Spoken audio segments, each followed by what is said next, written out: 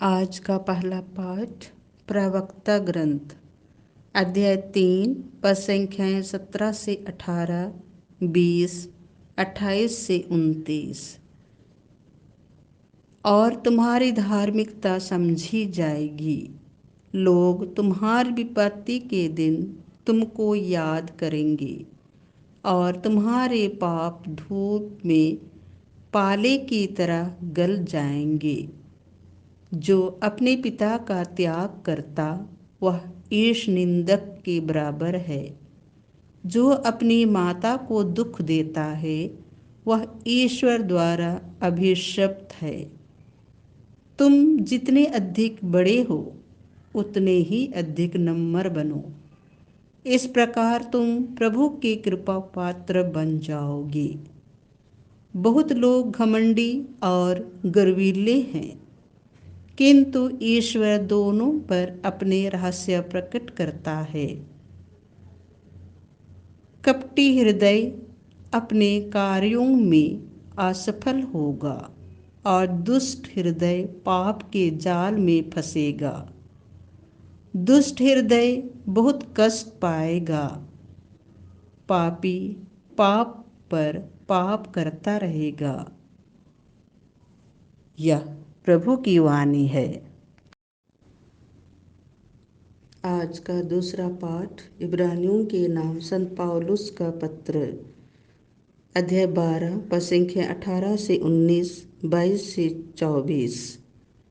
आप लोग ऐसे पर्वत के निकट नहीं पहुँचे हैं जिसे आप स्पर्श कर सकते हैं। यहाँ ना तो सिनाई पर्वत की धधकती अग्नि है और ना काले बादल, ना घोर अंधकार, बवंडर, तुरही का निनाद और न बोलने वाले की ऐसी वाणी जिसे सुनकर इस्राएली यह विनय करते थे कि वह फिर हमसे कुछ न कहे।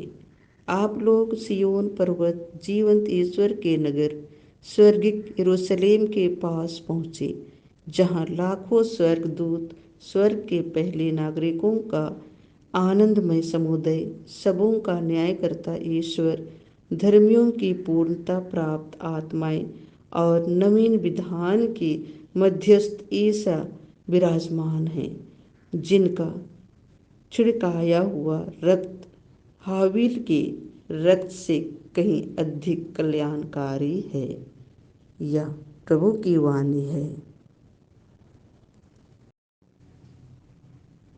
संत लुकस के अनुसार पवित्र सुसमाचार अध्याय 14 पद संख्या 1, 7 से 14। ईसा किसी विश्राम के दिन एक प्रमुख फरीसी के यहाँ भोजन करने गए।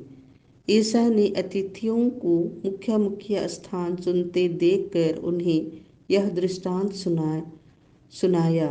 विवाह में निमंत्रित होने पर सबसे अगले स्थान पर मत बैठो।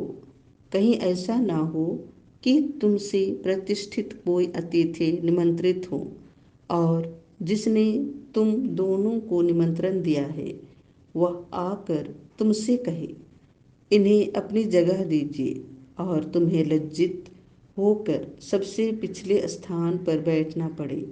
परंतु जब तुम्हें निमंत्रण मिले तो जाकर सबसे पिछले स्थान पर बैठो, जिससे निमंत्रण देने वाला आकर तुमसे यह कहे, बंधु आगे बढ़कर बैठिए। इस प्रकार सभी अतिथियों के सामने तुम्हारा सम्मान होगा, क्योंकि जो अपने को बड़ा मानता है वह छोटा बनाया जाएगा, और जो अपने को छोटा मानता है वह बड़ा बनाया जाएगा।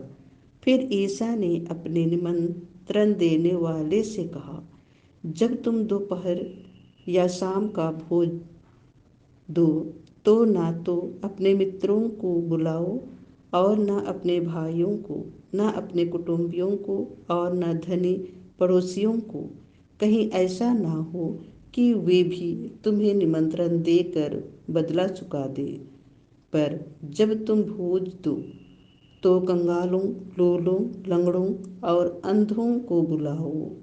तुम धन्य होगे कि बदला चुकाने के लिए उनके पास कुछ नहीं है, क्योंकि धर्मियों के पुनरुत्थान के समय तुम्हारा बदला चुका दिया जाएगा।